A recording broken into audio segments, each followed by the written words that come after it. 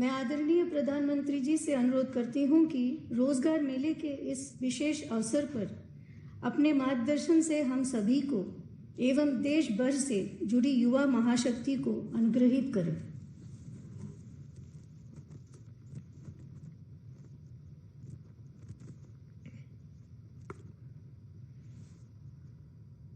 नमस्कार। राष्ट्रीय स्तर पर होने वाले ये रोजगार मेले एनडीए और भाजपा सरकार की नई पहचान बन गए हैं। आज एक बार फिर 70,000 से ज्यादा युवाओं को नियुक्ति पत्र मिले हैं। मुझे खुशी है कि बीजेपी के शासन वाली राज्य सरकारें भी, सभी बीजेपी के स्टेट में भी लगातार इस तरह के रोजगार मेले आयोजित कर रही हैं।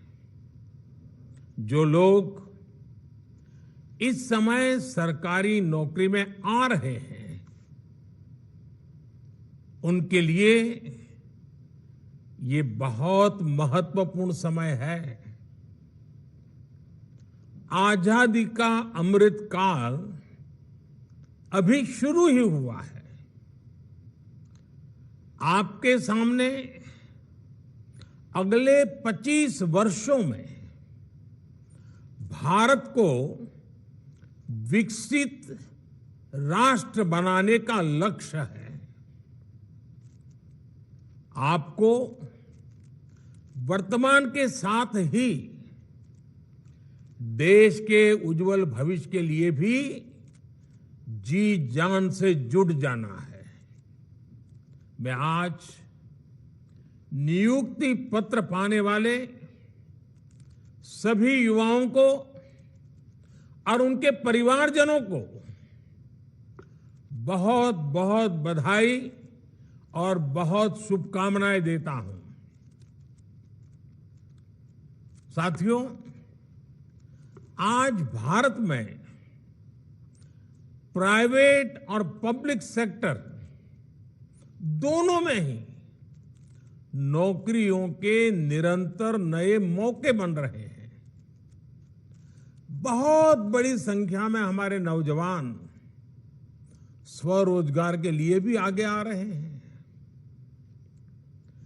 बिना गारंटी बैंक से मदद दिलाने वाली मुद्रा योजना ने करोड़ों युवाओं की मदद की है। Startup India, stand up India जैसे अभियानों से युवाओं का सामर्थ्य और ज्यादा बढ़ा है। सरकार से मदद पाने वाले ये नौजवान अब खुद अनेक युवाओं को नौकरी दे रहे हैं।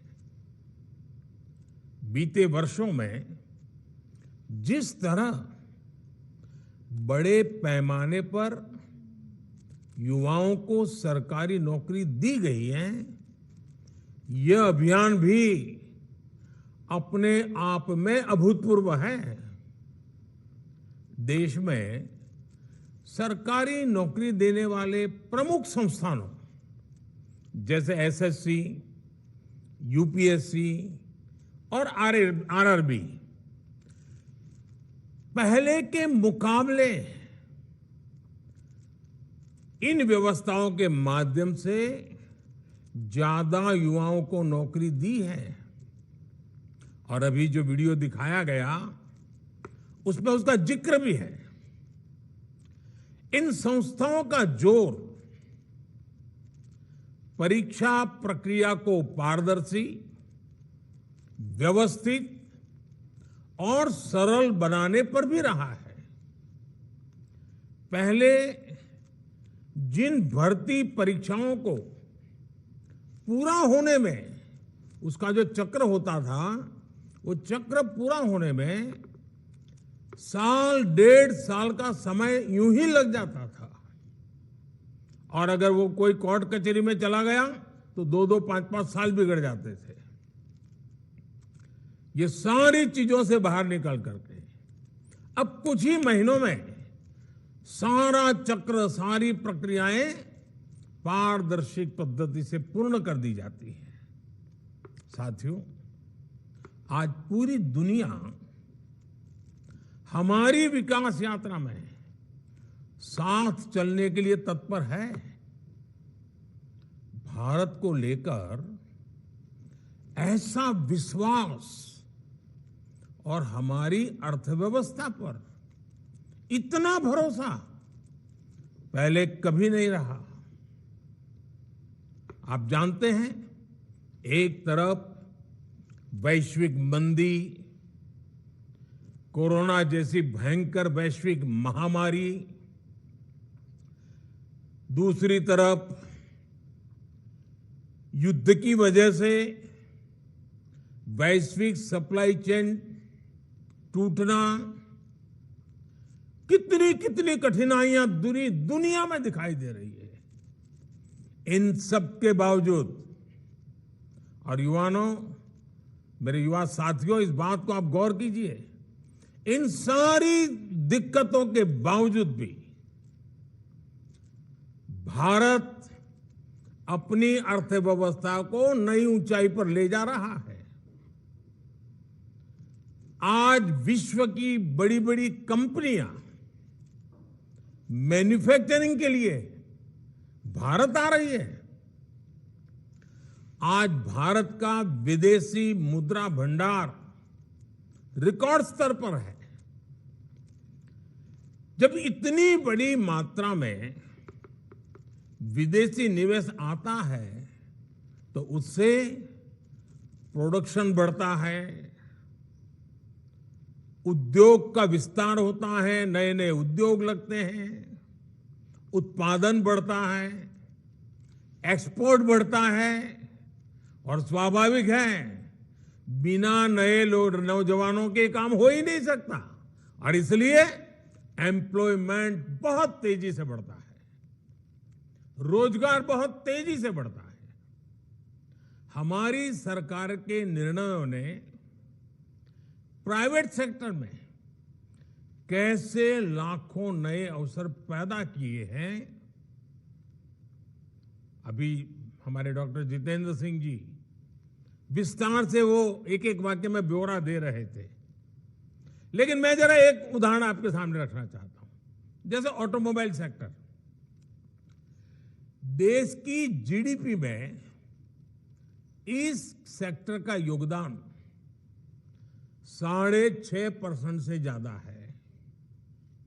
पिछले कुछ वर्षों में भारत की ऑटोमोटिव इंडस्ट्री ने बड़ी छलांग लगाई है।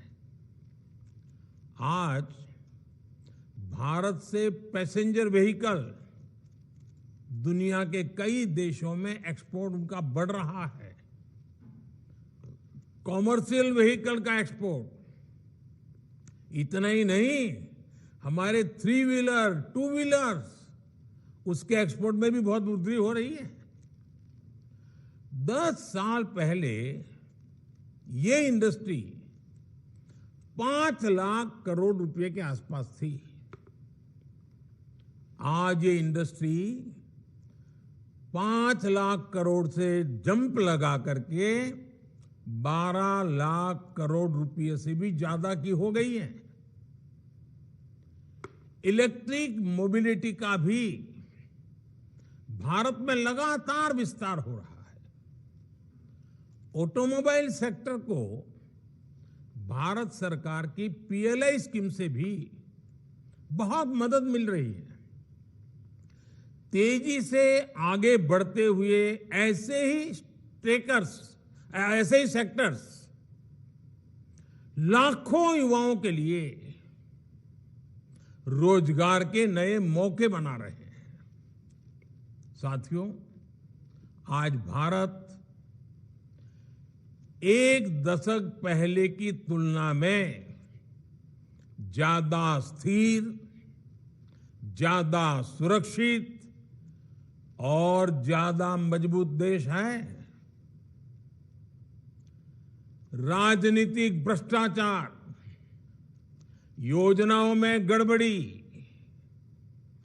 जनता जनार्दन के धन का दुरुपयोग, पुरानी जितनी सरकारें आप देखेंगे उनकी पहचान यही बन गई थी। आज भारत को उसकी राजनीतिक स्थिरता के लिए जाना जाता है। पॉलिटिकल स्टेबिलिटी ये दुनिया में बहुत मायना रखती है।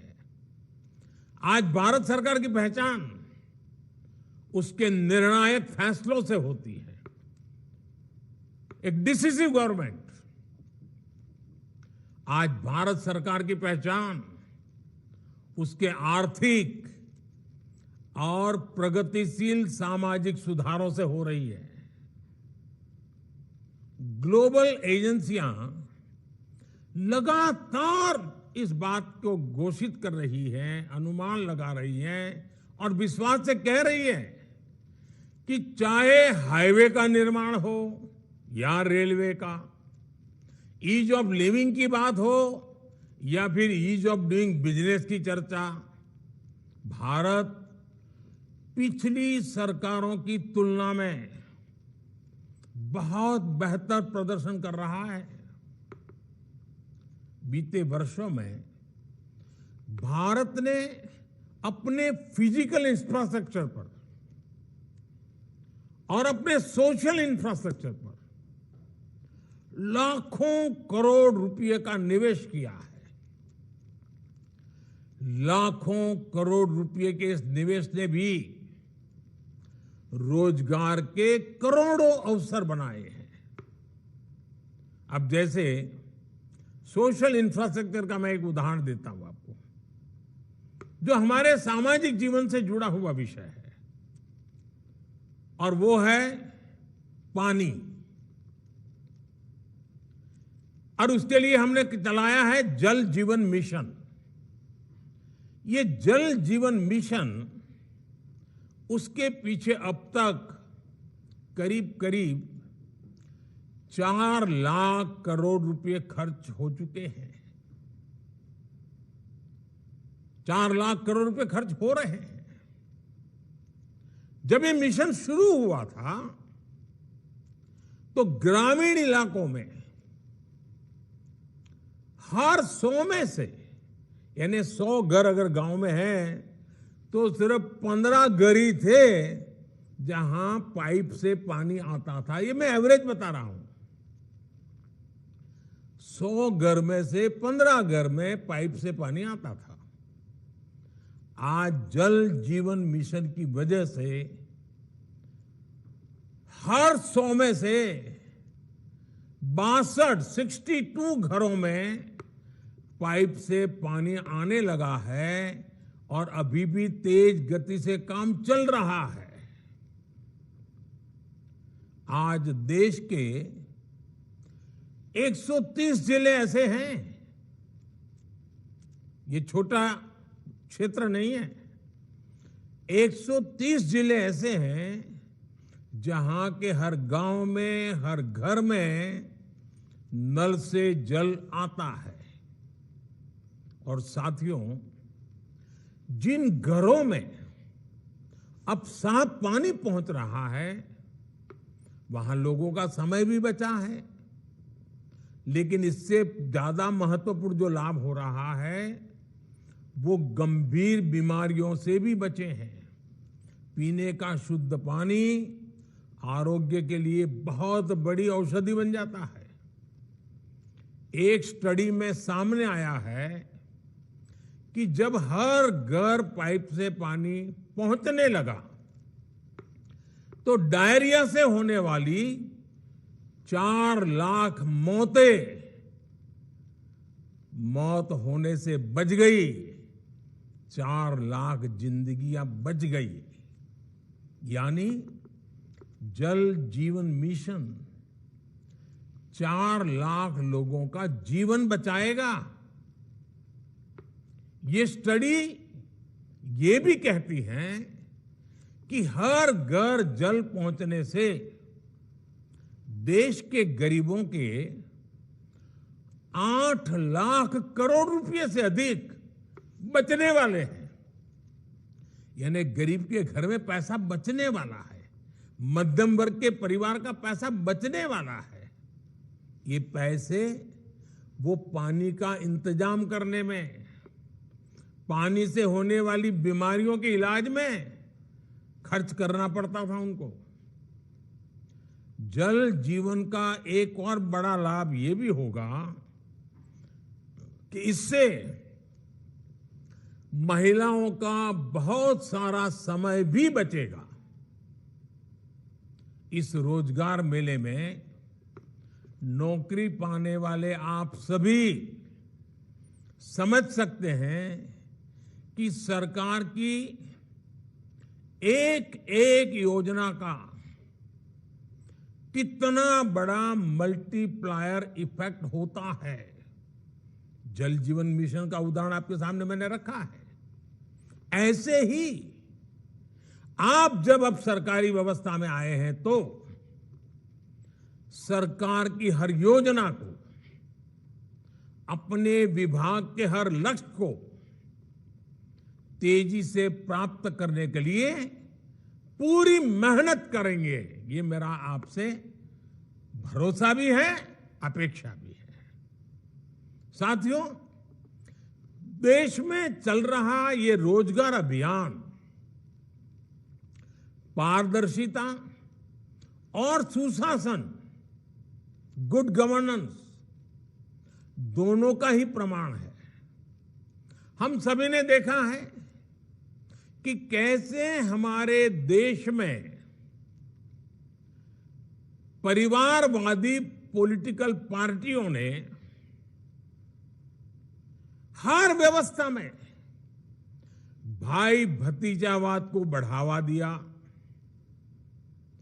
जब सरकारी नौकरी की बात आती थी तो उसमें ये परिवारवादी पार्टियां भाई भतीजावाद, सिफारिश और भ्रष्टाचार को ही बढ़ावा देती थी। इन परिवारवादी पार्टियों ने देश के करोड़ों युवाओं के साथ विश्वासघात किया है। 2014 में हमारी सरकार बनने के बाद अब भर्ती परीक्षाओं में पारदर्शिता भी आई है और भाई भतीजावाद भी खत्म हो रहा है। केंद्र सरकार में ग्रुप सी और ग्रुप डी की भर्ती में इंटरव्यू समाप्त होने का लाभ लाखों युवाओं को हुआ है। एक तरफ हमारी सरकार के ये ईमानदार प्रयास है तो दूसरी तरफ, और ये बात मैं चाहता हूं मेरे नौजवान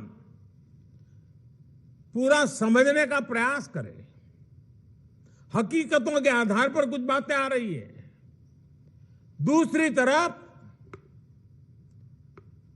भाई भतीजावाद है। अभी आपने एक दो दिन पहले मीडिया में आई रिपोर्ट देखी होगी, अखबारों में, टीवी पे काफी कुछ देखने को मिला।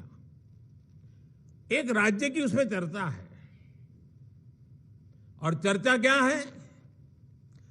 एक राज्य में कैश फॉर जॉब के घोटाले की जांच में जो बातें बाहर निकल करके आई हैं वो मेरे देश के नौजवानों के लिए बहुत बड़ा चिंता का विषय लेके आई है। उस राज्य का क्या पद्धति है, क्या बात उभर करके आई है? नौकरी सरकारी चाहिए तो हर पद के लिए, जैसे होटल में आप खाना खाए जाए और रेट कार्ड होता है ना, हर पद के लिए रेट कार्ड है। रेट कार्ड बताया गया, और रेट कार्ड भी कैसा है? छोटे छोटे गरीबों को लूटा जा रहा है। अगर आप सफाई कर्मी की नौकरी चाहिए तो उसके लिए आपको ये रेट रहेगा, भ्रष्टाचार में इतना देना पड़ेगा। अगर आपको ड्राइवर की नौकरी चाहिए तो ड्राइवर की नौकरी के लिए ये रेट रहेगा। अगर आपको क्लर्क की नौकरी चाहिए, टीचर की नौकरी चाहिए, नर्स की नौकरी चाहिए, तो आपको ये रेट रहेगा। आप सोचिए, हर पद के लिए उस राज्य में रेट कार्ड चला करता है और कटमनी का कारोबार चलता है। देश का नौजवान कहां जाएगा? ये स्वार्थी राजनीतिक दल जॉब्स के लिए रेट कार्ड बनाते हैं।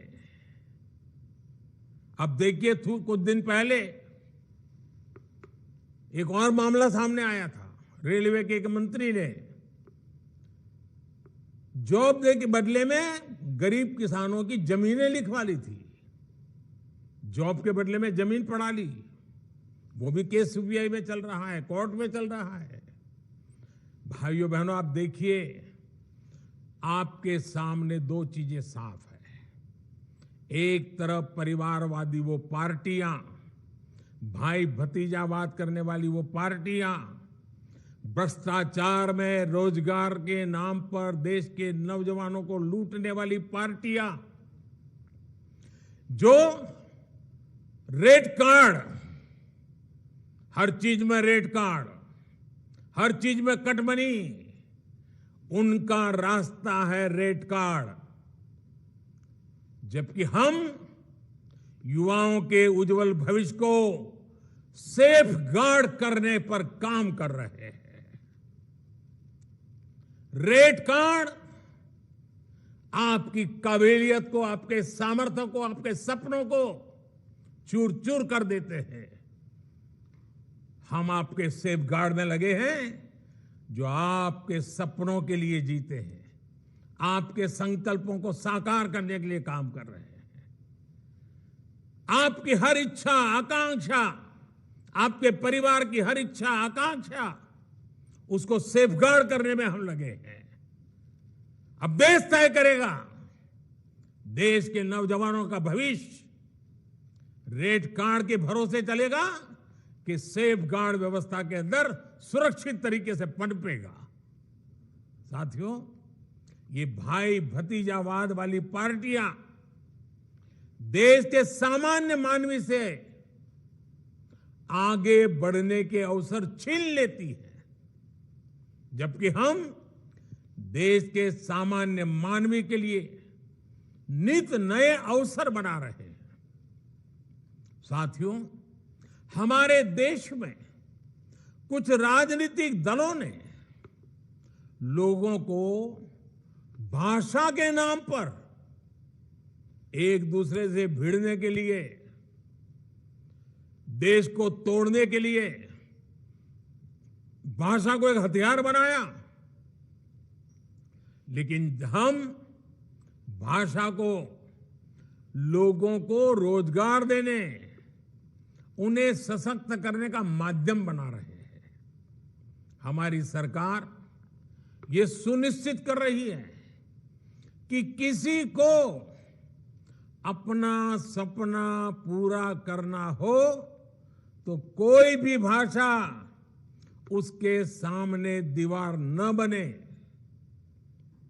भारत सरकार आज जिस तरह मातृभाषा में भर्ती परीक्षा पर जोर दे रही है, एंट्रेंस एग्जाम पर जोर दे रही है, उसका भी सर्वाधिक लाभ मेरे देश के बेटे बेटियों को मिल रहा है, हमारे नौजवानों को हो रहा है। रीजनल लैंग्वेज में परीक्षा होने से युवाओं को आसानी से अपनी योग्यता साबित करने का अवसर मिला है। साथियों, आज तेजी से आगे बढ़ते हुए भारत में सरकारी व्यवस्थाओं और सरकारी कर्मचारियों के काम करने का तरीका भी तेजी से बदल रहा है। एक समय था जब देश के सामान्य नागरिक सरकारी दफ्तरों के चक्कर लगाते रहते थे। आज सरकार अपनी सेवाएं लेकर देश के नागरिकों के घर तक पहुंच रही है। अब जनता की अपेक्षाओं को समझते हुए, क्षेत्र की आवश्यकताओं को समझते हुए हमारी सरकार लगातार काम कर रही है। विभिन्न सरकारी दफ्तर और विभाग जनता के प्रति संवेदनशील रहते हुए काम करने पर जोर, ये हमारी प्राथमिकता है। इतने सारे मोबाइल ऐप्स के माध्यम से, डिजिटल सेवाओं के माध्यम से सरकार से मिलने वाली सुविधाएं अब बहुत आसान हो गई हैं। पब्लिक ग्रीवांस सिस्टम को भी लगातार मजबूत किया जा रहा है। इन बदलावों के बीच आपको भी देश के नागरिकों के प्रति पूरी संवेदनशीलता से काम करना है। आपको इन सुधारों को और आगे बढ़ाना है और इन सब के साथ ही आप लगातार कुछ न कुछ नया सीखने की प्रवृत्ति को हमेशा बनाए रखिएगा। सरकार में प्रवेश ये जिंदगी का आखिरी मुकाम नहीं हो सकता है। आपको इससे भी आगे बढ़ना है और नई ऊंचाइयों को प्राप्त करना है। आपके जीवन के नए सपने, नए संकल्प, नया सामर्थ्य उभर करके आना चाहिए। और इसके लिए सरकार ने ऑनलाइन पोर्टल, ये ऑनलाइन पोर्टल जो है आई गॉड के माध्यम से नई सुविधा बनाई है। हाल ही में इसके यूजर्स की संख्या 10 लाख के आंकड़े को पार कर गई है। इस ऑनलाइन पोर्टल पर उपलब्ध कोर्सेज का आप पूरा फायदा उठाएं। आपको नौकरी में बहुत काम आएगा। आपको प्रगति करने के लिए नए रास्ते खुल जाएंगे। और मैं दोस्तों आपको यहां से आगे देखना चाहता हूं। आप भी आगे बढ़े, देश भी आगे बढ़े। ये 25 साल मेरे लिए आपकी प्रगति का भी है और हम सब के लिए देश की प्रगति का भी है। आइए अमृत काल के अगले 25 वर्षों की यात्रा में हम कंधे से कंधा मिलाकर मिलकर के विकसित भारत के संकल्प को साकार करने की दिशा में तेज गति से चल पड़े, आगे बढ़े। मैं एक बार फिर आपको और आपके परिवार को बहुत बहुत बधाई देता हूं। बहुत बहुत धन्यवाद।